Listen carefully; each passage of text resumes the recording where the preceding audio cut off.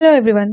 तो जैसा कि आप सभी को पता है कि इस चैनल पे मैं जेएसएससी एंड जेपीएससी से रिलेटेड इंपॉर्टेंट नोटिस जो ऑफिशियल वेबसाइट पे जारी की जाती है एंड साथ ही जो exam JPSC and JSSC conduct कराती है उससे रिलेटेड जो भी इन्फॉर्मेशन होती है वो मैं आप सभी को जल्द से जल्द अपने इस चैनल के माध्यम से प्रोवाइड कर देती हूँ। तो प्लीज़ आप इस चैनल को सब्सक्राइब कर लें।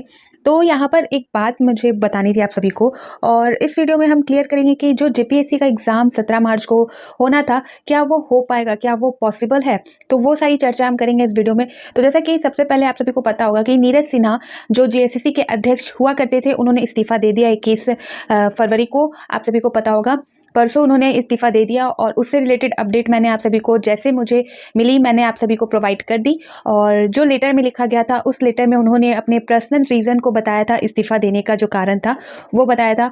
और साथ ही ये भी मैंने आप सभी को बताया था कि जो प्रशांत कुमार है उन्हें बनाया गया है जेएसएससी के नए अध्यक्ष, और जो जेएसएससी अब काम करेगी वो प्रशांत कुमार के अंडर करेगी, उनके निर्देश के अनुसार किया जाएगा। ठीक है, तो अब बात ये उठती है कि क्या जो जेएसएससी इतने टाइम से जो एसआईटी जांच प्रक्रिया पेपर लीक मामला जो चल रहा था, जिस वजह से जो एक रीज़न मान सकते हैं, एक रीज़न की वजह से जो जेएसएससी का काम था एग्ज़ाम लेना और एग्ज़ाम कंडक्ट कराना, साथ ही रिजल्ट आउट करना, ये सारी चीज़ें जो एक तरह से रोक दी गई थी वो क्या अब शुरू हो जाएंगी नए अध्यक्ष आने के बाद, प्रशांत कुमार के बाद? तो जैसा कि यहाँ पर मैंने आप सभी को बताया कि यहाँ पर हम बात करने वाले जेपीएससी की जो जेएसएससी सीजीएल एग्जाम है उससे रिलेटेड अपडेट भी मैं आप सभी को जल्द ही बता दूंगी, लेकिन यहाँ पर मैं बात करूंगी सिर्फ जेपीएससी की, जिसकी एग्जाम जो एप्लीकेशन फॉर्म है, आवेदन है, वो तो स्टार्ट हो चुकी है। और जो लास्ट डेट है आप सभी को पता है 29 फरवरी, इसी मंथ के 29 तारीख तक लास्ट डेट है फॉर्म भरने की। तो क्या आपको लगता है कि 17 मार्च तक जेपीएससी एग्जाम करवा पाएगी? सबसे पहले तो मैं कुछ बातें बता दूं आप सभी को।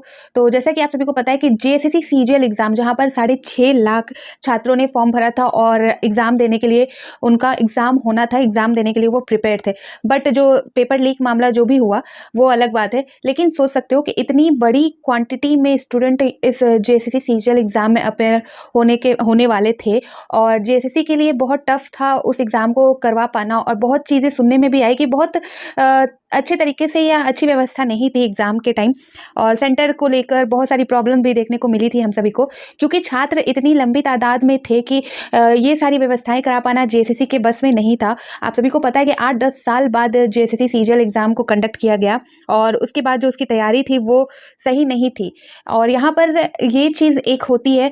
और दूसरी चीज़ ये है कि जेपीएससी का इस बीच फॉर्म अप्लाई करना 342 पोस्ट के लिए, एंड 17 मार्च इतनी जल्दी 40 डेज या 45 डेज के ड्यूरेशन में आपका एग्जाम भी कंडक्ट करा लेना। वैसे तो पहले से सबको पता था, जो जेपीएससी से रिलेट रखते हैं, जिनको पता था, जिनको ये जो प्रिपेयर कर रहे थे, इस एग्ज़ाम को प्रिपरेशन कर रहे थे, इसकी तैयारी कर रहे थे पहले से, उनको पता था कि जेपीएससी एग्ज़ाम होगी। बट आप सभी को पता है कि स्टूडेंट तभी ज़्यादा फोकस करते हैं जब आपका एप्लीकेशन फॉर्म आ जाता है या कोई डेट जारी कर दी जाती है एग्ज़ाम की, तभी। तो एग्ज़ाम डेट जैसे जारी हुई, एप्लीकेशन फॉर्म जैसे आया, तो उस ड्यूरेशन की बात करूँ तो 40 या 45 दिन का टाइम हमें मिला तैयारी करने के लिए, 17 मार्च के अकॉर्डिंग मैं बता रही हूँ। यहाँ पर ये आप नोटिस देख सकते हो। ये जो नोटिस है जेपीएससी की ऑफिशियल वेबसाइट पे 27 जनवरी 2024 को जारी की थी, जहां पर उन्होंने एप्लीकेशन फॉर्म की तिथि, लास्ट डेट, साथ ही जो फी है वो भी बताया, और साथ ही जो संभावित परीक्षा डेट है वो भी यहाँ पर उन्होंने क्लियर किया था, 17 मार्च 2024, यहाँ पर देख सकते हो। ठीक है, तो इसी की बात करेंगे तो क्या 17 मार्च को एग्जाम होगी? और आप सभी को ये भी बता दूं कि जेएसएससी सीजीएल में जितने स्टूडेंट शामिल हुए थे उसमें से मैक्सिमम स्टूडेंट जेपीएससी के लिए अप्लाई करेंगे ही करेंगे, या कर ही दिया होगा। और जो अदर स्टेट के भी लोग हैं, जैसे कि यूपीएससी की बात करें, यूपीएससी की जो तैयारी कर रहे हैं उन्होंने भी ट्राई किया होगा, इसे एप्लीकेशन फॉर्म को इन्होंने भी फिल किया होगा ज़रूर।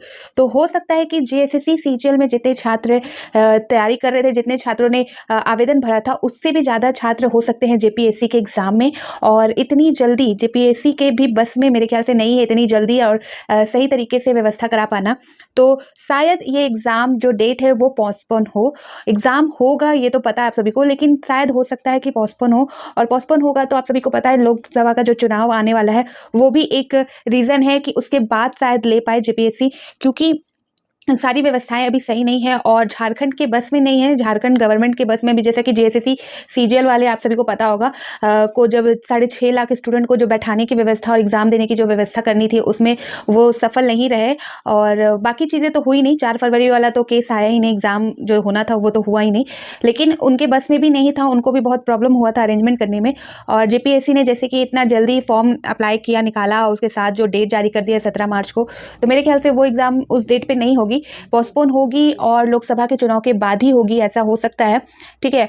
और जहाँ तक सवाल रहा आप सभी को, जो जेपीएससी का एग्ज़ाम डेट मैंने आप सभी को बता दिया कि शायद पोस्टपोन हो जाए, और उससे रिलेटेड जो भी अपडेट होगी, नोटिस होगी, वो सारी चीज़ें मैं आप सभी को इस चैनल पे जल्द से जल्द प्रोवाइड कर दूंगी। ठीक है। और जेएसएससी सीजीएल की भी बात मैं कहूँगी, उसकी भी जो अपडेट है वो मैं जल्दी आप सभी को दूंगी। जैसे कि आप सभी को पता है, प्रशांत कुमार जो नए अध्यक्ष बन चुके हैं, उनकी जो कार्यभार में भी अभी उनको कार्य संभालने में भी उनको टाइम लग सकता है, क्योंकि ऑलरेडी जेएसएससी जो है वो एसआईटी जाँच की प्रक्रिया में वो इन्वॉल्वमेंट उनका दिख रहा है, उनको भी अभी जाँच प्रक्रिया को समझने में और जेएसएससी को फिर से एक सही तरीके से लाइन में काम पे लगाना पाना थोड़ा टाइम ले सकता है। तो जिस वजह से हो सकता है जेएसएससी सीजीएल एग्जाम भी होगा, लेकिन थोड़ा उसमें भी टाइम लगेगा। ठीक है। और यहाँ पर मैंने आप सभी को बता दिया इस वीडियो में कि जेपीएससी का जो एग्जाम 17 मार्च को किया गया है, वो मेरे ख्याल से उस डेट में नहीं होगा, टाइम लग सकता है। और अगर अच्छे तरीके से जेपीएससी करवाना चाहती है निष्पक्ष तौर पर और सही तरीके से, तो थोड़ा टाइम लगेगा उन्हें, क्योंकि इतनी जल्दी सही व्यवस्था कर पाना मेरे ख्याल से पॉसिबल नहीं है। बहुत स्टूडेंट इस एग्ज़ाम में भी शामिल होने वाले हैं, लेकिन आप प्रिपरेशन कीजिए, आप तैयारी करते रहिए, एग्ज़ाम ज़रूर होगी, आप सभी को पता है, थोड़ा टाइम ज़रूर लगेगा। ठीक है, फिर मिलती हूँ, बाय बाय।